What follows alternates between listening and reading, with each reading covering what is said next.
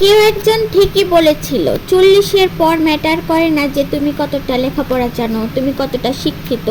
ঠেলায় চা মোমো ফুচকা বিক্রি করে দাদাটাও দেখবে তোমার থেকে বেশি টাকা কামায়। আফসোস হয় কিনা, এত লেখাপড়া এত শিক্ষিত হয়েও লাভ কি হলো? 50-এর পর কেউ কতই সুন্দরী হলো যায় আসে না, রিঙ্কেলস পড়বে, স্কিন ঝুলে যাবে।